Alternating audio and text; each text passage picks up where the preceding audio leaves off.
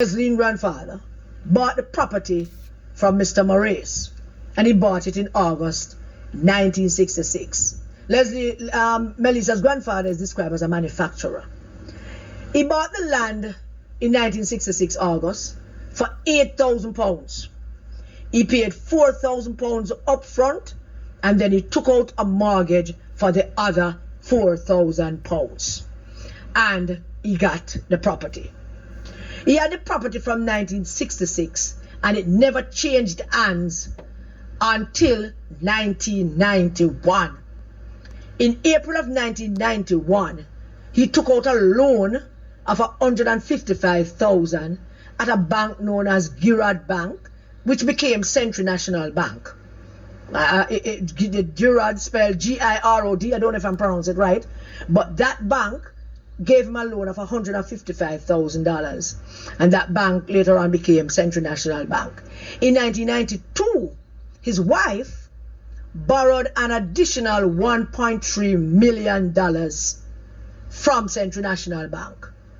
Over 1.3 million. In its entirety, them owe probably about a little over $2 million, almost $3 million.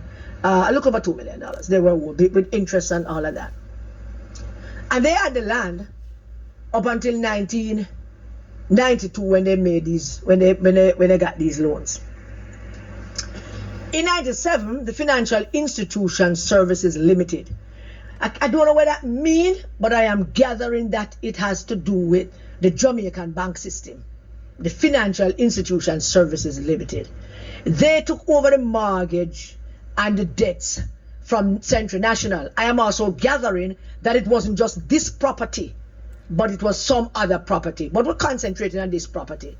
So the Financial Institution Services took over the mortgages and the debts from Century National based on all the loans that Melissa's then grandmother and grandfather took out and was owing with interest and all of that. The financial sector by then was, we know it was coming apart, and Century National bought the debts and the mortgage.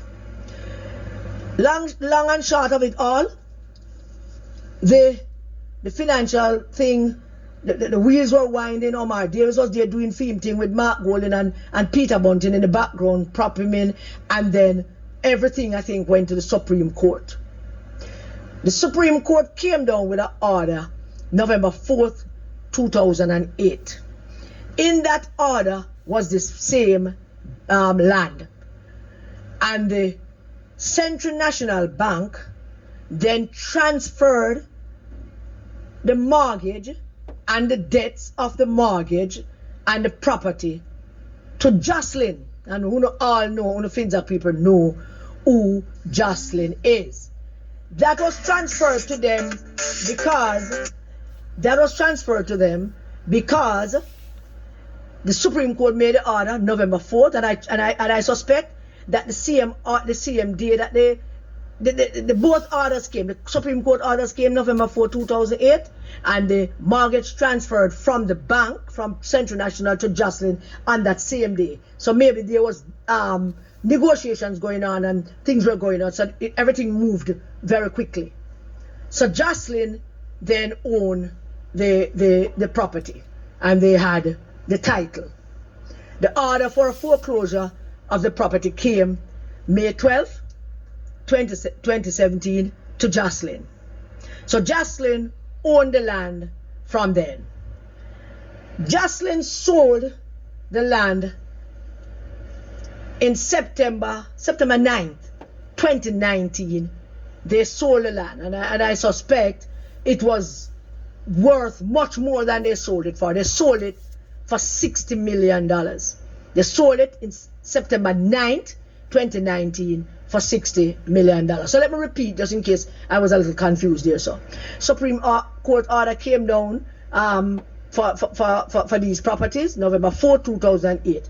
The bank, Central National Bank, on that very same day transferred the mortgages and debts to the Finsac owners, Jocelyn, on that very same day.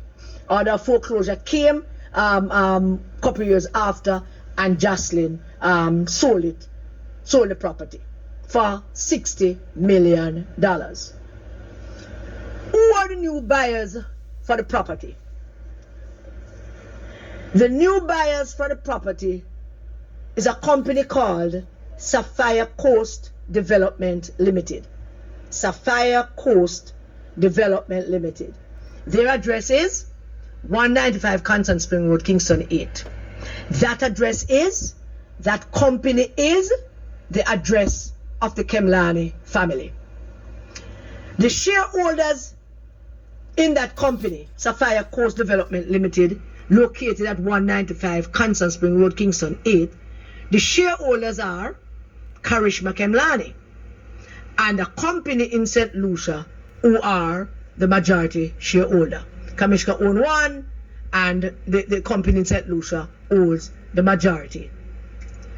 Mrs. Holness's name is not, nor has ever been, on this property. And in this video, I'm going to share some of the property documents with you so that you can see what I'm talking about. But since I'm not dance, I don't have no sense, I don't love the excitement, you can't look it up on yourself. Go pay money and do no research on yourself because you're not good at this. You're not good at this the same way Mark is not good at being an agent.